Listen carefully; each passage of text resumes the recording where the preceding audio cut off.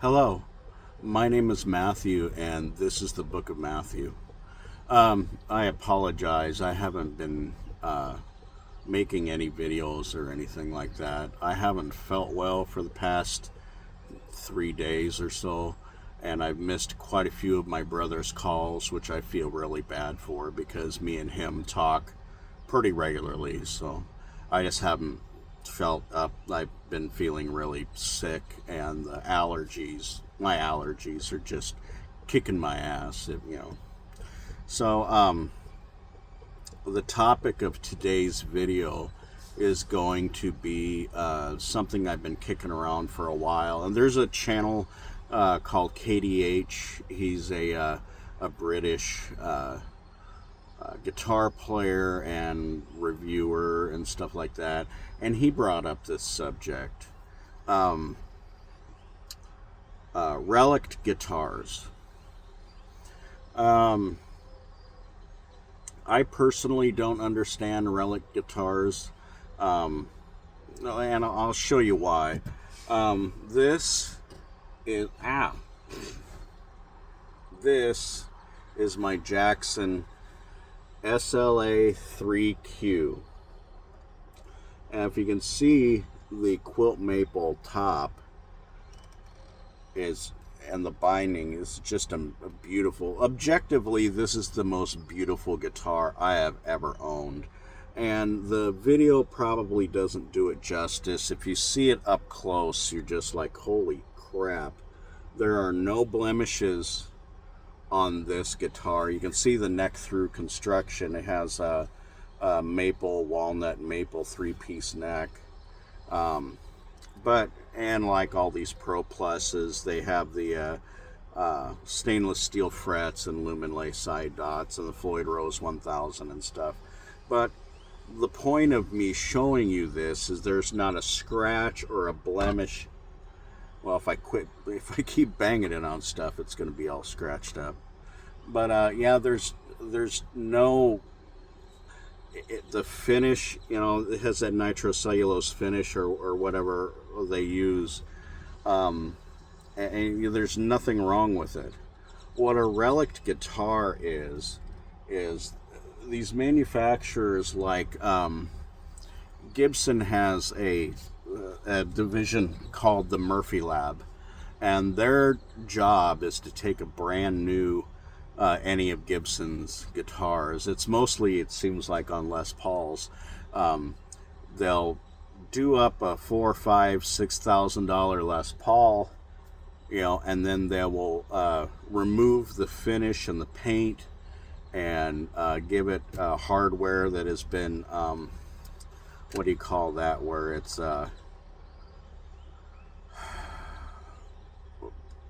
where you rub through the plating and stuff. It looks like it's been around the block, hundreds of times.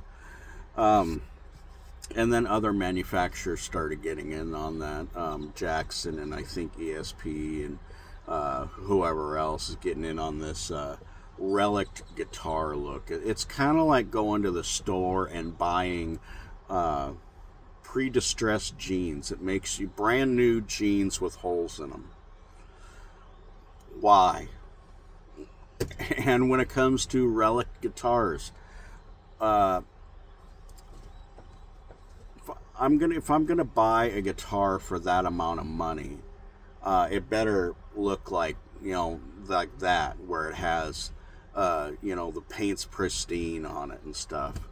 Now, if I got a guitar from, say, Scott Ian from Anthrax or Dave Mustaine from Megadeth or whatever, and there's obvious wear on it or dings and stuff, that's fine, and that guitar more than likely is some kind of USA model or custom shop model, so it's obviously going to hold its value.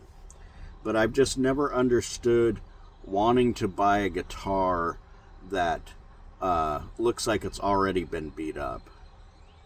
And I would seriously question it. Like, if I go over to my friend's house and he shows me this guitar and there's paint missing and dings and scratches, and he says, "Look at my new guitar," I'm gonna be like, "Where?"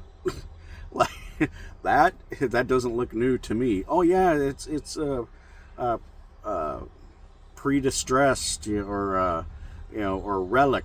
I'm like, it looks like somebody didn't finish it. That's what it looks like. So yeah, I mean, if you want to go out and buy something like that, I'm not going to yuck somebody else's yum. But on the other hand, it's not for me. And when they do these relic guitars, I have seen guitars that, like Jimi Hendrix, somebody took into that Pawn Stars show, Jimi Hendrix Fender Strat.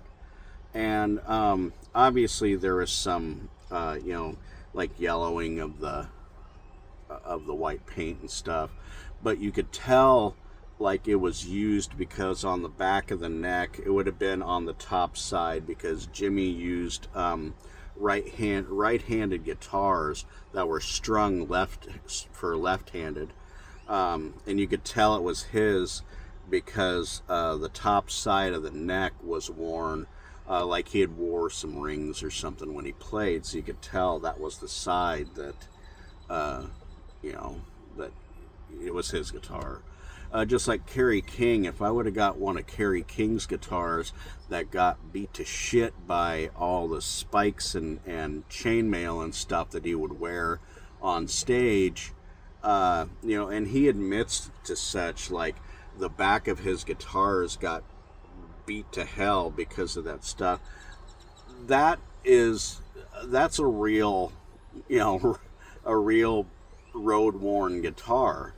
But I'm not going to spend, thousands of dollars on a guitar that has and the way they do this relicking and stuff, they have a bunch of paint missing from the top side. Like, where in reality, the only place that there would be even paint missing is in a certain area. And I have never seen a guitar that was that beat up where there was paint missing all over it.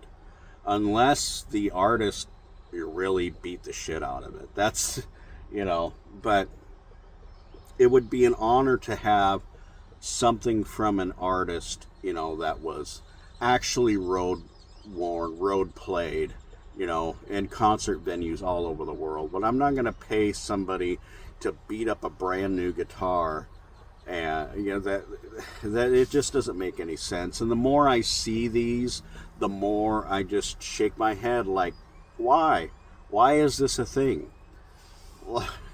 All the guitar players that I know, if they buy a guitar, they want it looking as beautiful as this thing, and and the funny thing is, when you go to resell a relic guitar, you can't tell where the original dings were and where your dings are, and somehow it holds its value.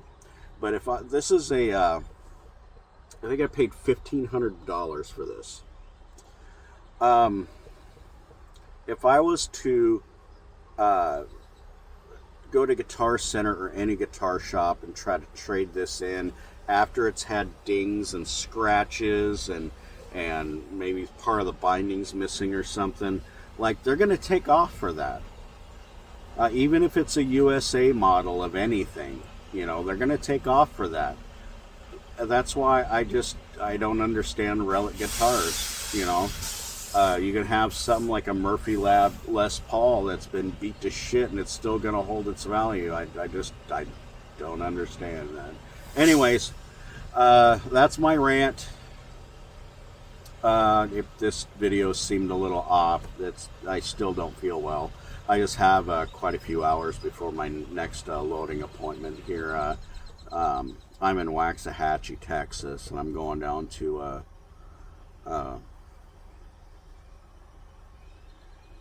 Midlothian. Yeah, that's it. I have a 3:30 appointment to load steel. So, anyways, so that's my rant. Thank you for listening to my rant. Y'all have a good day.